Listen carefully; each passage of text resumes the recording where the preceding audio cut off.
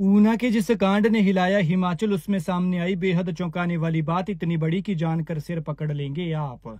जिस फौजी ने मारी प्रेग्नेंट दुल्हन, वो दोनों पहले से शादीशुदा थे। दोनों की एक दूसरे से शादी हुई थी, लेकिन रिश्ता नहीं चला तो तलाक हो गया। फिर 2 साल बाद दोबारा संपर्क में आए और डिजिटल मैरिज कर ली। अब परिवारों की मर्जी से फिर से दोनों की शादी हो रही थी, लेकिन इस बार उसने शादी से 24 घंटे पहले प्रेग्नेंट लड़की को बुरी तरह से मार डाला। फौजी प्रवेश ने पहले उसे प्यार से घर से बाहर बुलाया, फिर आर्मी से जो चाकू मिला था उससे 2 बार गला रेता और फिर बाइक से पेट्रोल निकालकर शव जला दिया। सन की बोला वो पैसों की डिमांड करती थी, मेरा एटीएम भी उसके पास था, लाखों रुपए उड़ा चुकी थी और भी पैसे मांग रही थी और लगातार झगड़ती रहती थी। बात यह भी सामने आई थी कि दोनों में बच्चे को लेकर झगड़ा हुआ था। फौजी बच्चा नहीं चाहता था, इसलिए अपने साथ गर्भपात की दवाई लेकर आया था।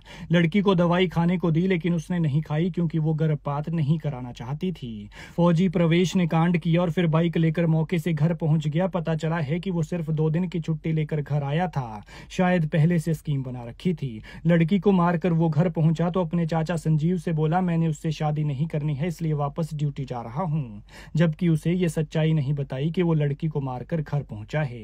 इधर ये चाचा पहले से ही इस रिश्ते के खिलाफ था। फिर किसी भी बात से अनजान इस चाचा ने गाड़ी उठाई और भतीजे को उसकी यूनिट में छोड़कर आ गया।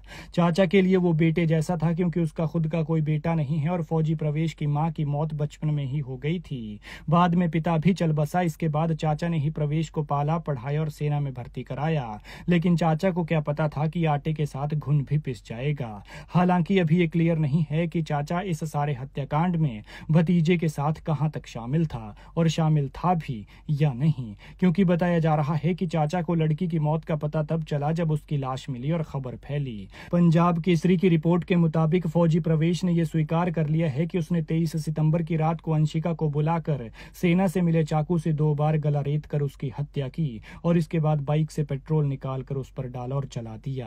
प्रवेश ने बताया कि अंशिका उससे लगातार पैसे की मांग करती थी। एटीएम कार्ड तक उसके पास था और करीब 8 लाख रुपए वो खर्च कर चुकी थी और फिर भी और पैसे की मांग कर रही थी। इसी दबाव और झगड़ों के चलते उसने युवती को रास्ते से हटाने की साजिश रची और प्लानिंग के तहत हत्या को अंजाम दिया। ये पूरा मामला बेहद पेचीदा रहा।